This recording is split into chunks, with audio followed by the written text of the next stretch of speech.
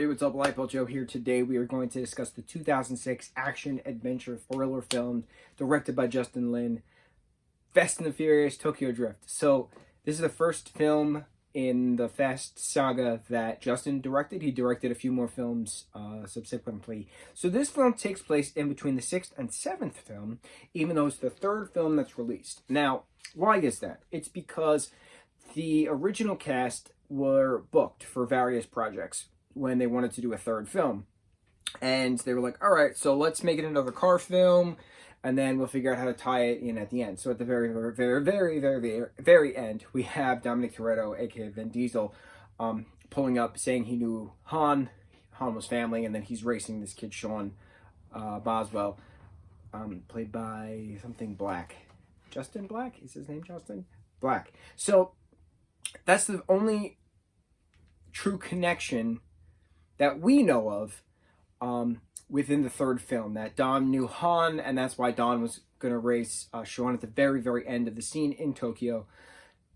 Now, of course, there's this, everything comes back to the 3rd film, right? Jason Statham's character comes back to the 3rd film. More things with Han come back to the 3rd film. Like, everything comes back to Tokyo. Everything comes back to Tokyo. So, what's so special about Tokyo, right? Tokyo Drift. The theme song of this movie, Tokyo Drift, having these girls sing, I wonder if they know how they live in Tokyo. If you see me, I don't remember the words. Something, and then it goes, Fast and Furious, Fast and Furious.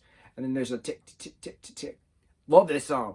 It goes viral all the time on TikTok. It's wonderful. So, a lot of people hated this film when it first came out in 2006. It got like, what, 37% on Rotten Tomatoes? Like, everyone hated it. And I didn't see it in theaters. I saw 1, 2, and 3 on video, on VHS, way back in the day. And I never hated them. But then watching 4, 5, 6, and then knowing that 3 takes place after 6, it's just mind-blowing, right? So, what happens in this film? Sean is from Alabama, senior in high school, and he is living with his mother in Arizona.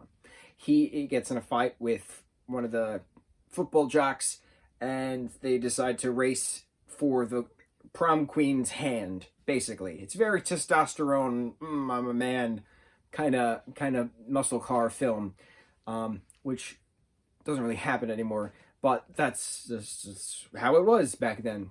C'est la vie. So they drive through this, like, newly constructed, or in the process of being constructed, like, community with different houses everywhere. It's pretty neat construction site.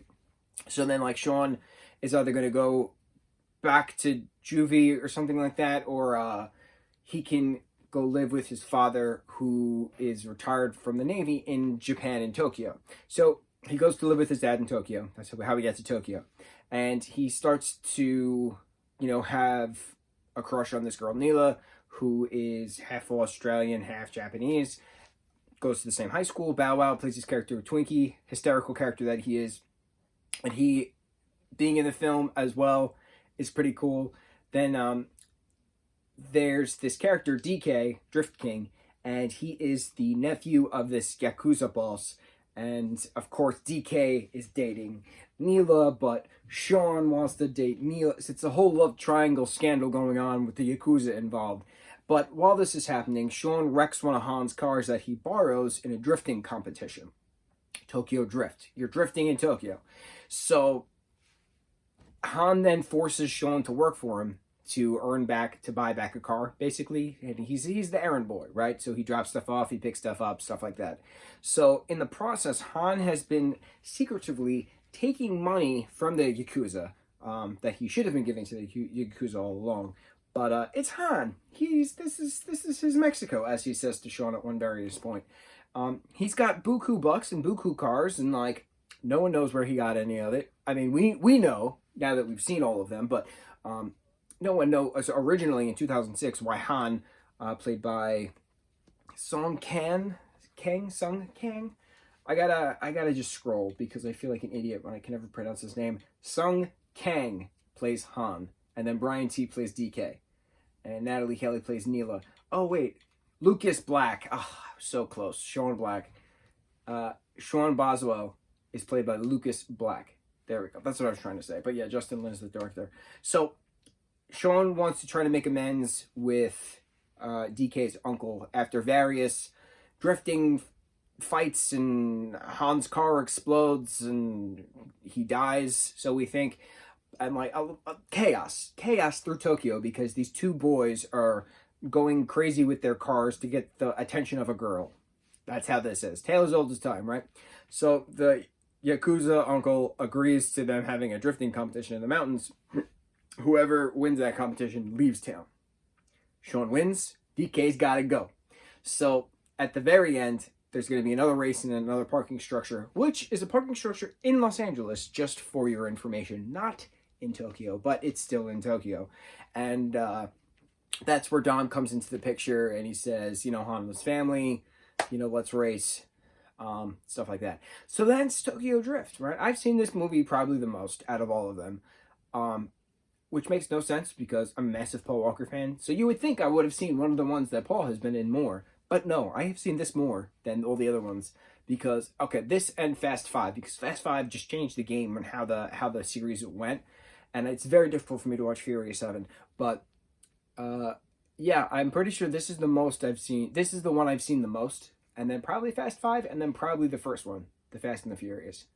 We got to examine this further, but The Fast and the Furious, Tokyo Drift, one of the greatest action car films of all time. And no one can fight me on that. Now, what's interesting is moving forward in the film series, the fourth film, Fast and Furious, goes more towards the heisting kind of action-y stuff, where the first three were more about like actually racing and things of that nature. But like I said, in the second, we get thrown into the whole drug cartel with Cart of Rome.